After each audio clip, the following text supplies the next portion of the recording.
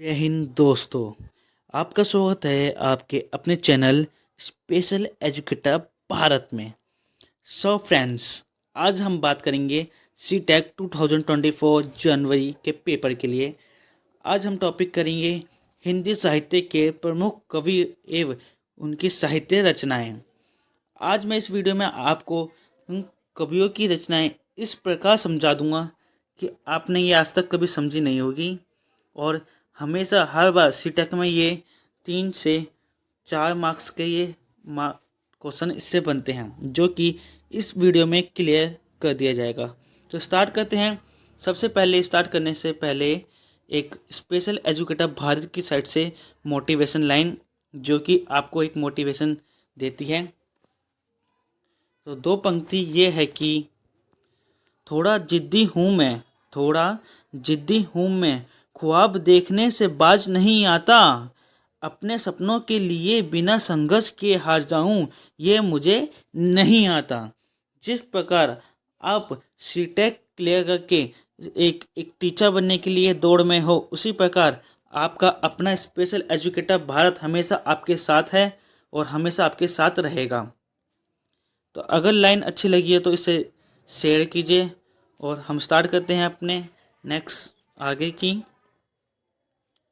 तो आज इस वीडियो में आपको कवि और साहित्य रचनाओं के बारे में बताया जाएगा। तो हम सबसे पहले बात करते हैं सूरदास की। देखिए, आपने सूरदास के बारे में कई बार स्कूल में 9th-10th में आपने पढ़ा होगा या 12th में कि सूरदास कौन थे। तो आज हम केवल उतने ही बारे में पढ़ेंगे जितना कि सीटेक में पूछा जाता है, ठीक है। और इसमें फ्रेंड्स हर बार पूछा जाता है और पूछा जाता रहेगा। ये ऐसे टॉपिक है जो कि हर बार रिपीट होते हैं। अगर जो बच्चे से नहीं करके जाता उसको 3 से 4 मार्क्स का छोड़ के आना पड़ता है, जो कि आपको बाद में पता चलता है, ठीक है। जो इसे क्लियर कर लेता है तो उसी के ही जैसे 30 में से 29, 30 में 30 उन्हीं के ही बनते हैं। तो स्टार्ट करते हैं। इस एक वीडियो में आपको एक कंप्लीट कर दूंगा मैं। तो सबसे पहले हम बात करते हैं सूरदास की। देखिए, ये एक महाकवि सूरदास ब्रज भाषा में लगभग इन्होंने 1.25 लाख पदों की रचना की थी। क्या थे? एक ब्रज भाषा थी इनकी और इन्होंने 1.25 लाख पदों की रचना की थी, जिसमें से इनकी 3 रचनाएं उपलब्ध है जो कि महत्वपूर्ण है। जैसे उन 3 रचनाओं के नाम क्या है? एक है सूरसागर, सेकंड है सूर सारावली, ये थोड़ा मिसप्रिंट है, आप सही कर लेना। उसके बाद हमारा थर्ड आता है साहित्य लहरी, ठीक है। ये 3 रचनाएं ऐसी हैं जो कि सीटेक के पेपर में पूछी जाती है। इसके बाद हमारा एक महत्वपूर्ण क्वेश्चन बनता है कि जो सूरदास की रचनाएं थी उसमें हमें क्या देखने को मिलता है, किस चीज़ का वर्णन। तो हमें उसमें श्रृंगार और वात्सल्य का अद्भुत या मिश्रण देखने का वर्णन मिलता है। याद रखिएगा, जो श्रृंगार और वात्सल्य का जो अद्भुत मिश्रण है ना, वो हमें सूरदास के रचनाओं में देखने को मिलता है। अब इसके बाद हम बात करते हैं कबीरदास जी को, ठीक है। देखिए, कबीरदास जो को वात्सल्य रस का सम्राट भी कहा जाता था। याद रखिएगा, जो बात कबीरदास थे उनको वात्सल्य रस का सम्राट कहा जाता था। इसके बाद हमारे आ जाते हैं संत कबीरदास। देखिए, इनकी एक रचनाओं के बारे में बात कर लेते हैं। ये एक रचना है जो कि सीटेक में पूछी जाती है। इसके 3 भाग हैं। बीजक, याद रखिएगा, बीजक है। इसके मुख्य 3 भाग हैं। साथ ही साथ इन 3 भागों के नाम भी हम एक बार रीड कर लेते हैं। साखी, सुवध और रमेनी, ये 3 नाम ऐसे हैं जिसको आप एक बार रिवाइज कर लेना। साथ ही साथ हजारी प्रसाद द्विवेदी ने कबीरदास जी को भाषा भाषा का डिक्टेटर भी कहा है। याद रखिए, ये पूछा जाता है और पिछले से 2029 में सीटेक के पेपर में ये पूछा भी गया था। इसके बाद हम बात करते हैं अपने नेक्स्ट टॉपिक की, जो कि तुलसीदास है। देखिए, इसमें हम उनकी प्रमुख रचना की, जैसे रामचरितमानस, ये एक इनकी प्रमुख ग्रंथ की रचना है जो कि पेपर में पूछी गई है। साथ ही साथ जो तुलसीदास जो कवि थे, ये शिरोमणि के नाम से भी जाने जाते थे। याद रखिए, जो शिरोमणि थे ना, पूछा जा सकता है कि शिरोमणि कौन थे, तो आपको टिक लगाना है तुलसीदास। इसके बाद इनकी कुछ प्रमुख रचनाओं के बारे में बात करते हैं, जैसे कि विनय पत्रिका, उसके बाद कवितावली, गीतावली, दोहावली, जानकी मंगल और रामलला नेहरू। ये कुछ ऐसी रचनाएं हैं जो कि सीटेट के पेपर में पूछी जाती है। इसको आप अच्छे से याद कर लें क्योंकि इसमें से आपको 3 से 4 नंबर पक्के होने ही होने यदि आप इसको याद कर लेते हो। इसके बाद हम बात करते हैं इसके एक और टॉपिक की, जो कि काव्य मानस पूछा गया है। एक बार पिछले पेपर में पूछा गया था कि काव्य मानस किस में है, यह है अरबी में, और कृष्ण काव्य है, यह है ब्रज भाषा में। याद रखिएगा, ये महत्वपूर्ण है क्योंकि पिछली बार भी पूछी गई थी और ये हर बार इनका रिपीटेड क्वेश्चन है जो कि पूछा जाता है। बस ये है कि घुमा फिरा के पूछा गया है। अंतर क्या है कि आपको बस समझना है कि जो एग्जामिनर ने जो क्वेश्चन बनाया है वो किस तरह है। इसके बाद हम बात करते हैं रहीम की। ये अकबर के प्रधान सेनापति, मंत्री तथा दरबार के नवरत्नों में से एक थे। ठीक है, याद रखना ये कौन थे। ये अकबर के प्रधान सेनापति थे तथा मंत्री तथा दरबार के नवरत्नों में से एक थे। ठीक है, आ सकता है कि क्वेश्चन ये किसके सेनापति थे, वो थे अकबर के।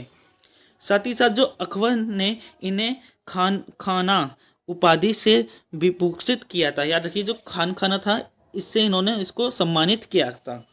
इसके बाद आ जाते हैं हाँ इनकी कुछ प्रमुख रचनाएं हैं, जैसे कि रहीम सतसई।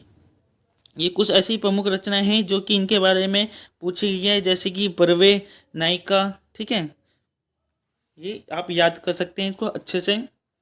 साथ ही साथ अगर यदि आपको ये पीडीएफ चाहिए तो आप हमारे Telegram channel special educator Bharat पर जाके इसका पीडीएफ ले सकते हैं। इसके बाद हम बात करते हैं मीराबाई की। देखिए, मीराबाई के बारे में महत्वपूर्ण कुछ पंक्तियाँ होती है जो कि पेपर में पूछी गई थी और पूछी जा सकती है। जैसे कि आपका आ जाएगा कि प्रायो जी महे तो राम रतन धन पायो। ये किसकी पंक्ति है, तो आपको ऑप्शन में टिक करना होगा मीराबाई। ठीक है, इसी तरह ये 3 ऐसी पंक्ति है जो कि पूछी जाती है सीटेट में। पंग घूंगर बांध मारा नाची रे, तो ये मीरा होगी। यहाँ पे आप देख सकते हैं मीरा। ठीक है, उसके बाद हमारे थर्ड है श्याम मोजू एड़ो डोले हो। ठीक है, ये ऐसी 3 पंक्तियां जो कि सीटेट में पूछी जाती हैं। इसके बाद हम बात करेंगे अपने नेक्स्ट की, बिहारी जी। देखिए, बिहारी जी के बारे में आपने पहले भी कई बार पढ़ा होगा, इस बार भी हम पढ़ेंगे। पर इसमें क्या, हम केवल सीटेट के लेवल को ध्यान में या सीटेट के सिलेबस को ध्यान में रखते हुए उतना ही पढ़ेंगे। ठीक है, ये देखिए, जैसे गांगर में सागर, गागर में सागर, थोड़ा मिस प्रिंट हो रहा है यहाँ से, आप थोड़ा एडजस्ट कर लेना, अगली बार मैं कोशिश करूँगा ये ना हो।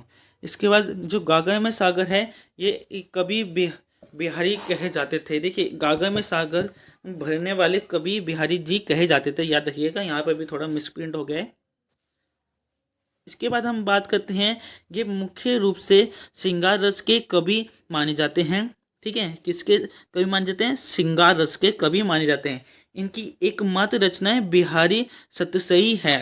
ठीक है, इसके बाद आ जाता है, इनमें से 1719 दही संकलित हैं। बिहारी सतसई श्रृंगार रस की अत्यंत प्रसिद्ध और अनूठी कृति है।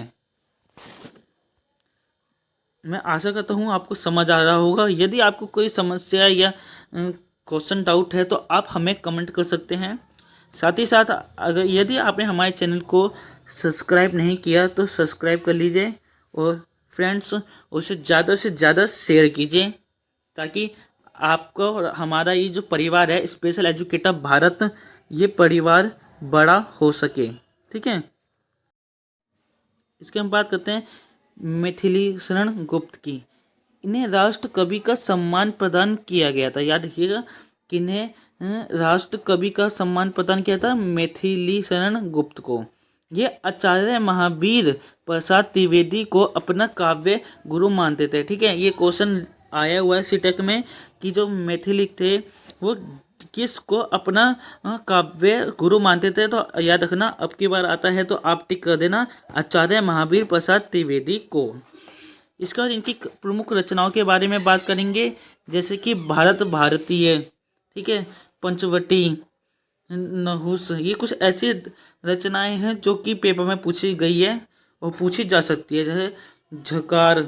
ठीक है, ये कुछ प्रमुख इनकी है जैसे एक ये हो जाएगा पृथ्वी पुत्र, ठीक है। इनकी प्रमुख रचनाएं हैं जो कि पूछी गई है और पूछी भी जा सकती है। महत्वपूर्ण महत्वपूर्ण टॉपिक आपको कराए जा रहे हैं, ना कि कुछ ज़्यादा ना कुछ कम, ठीक है, जो कि हर बार रिपीटेड होता है क्योंकि एक्सपीरियंस से आपको ये कराया जा रहा है फ्रेंड्स। क्योंकि क्या होता है, हम जब भी मैं कोई पेपर लाता हूँ तो उसको एनालिसिस करने के बाद ही आप पर ये वीडियो बनाई जाती है, ठीक है, ताकि आप इसे आसानी से समझ सको कि क्या पेपर में आता है क्या नहीं। इसके बाद हम बात करते हैं जयशंकर प्रसाद की।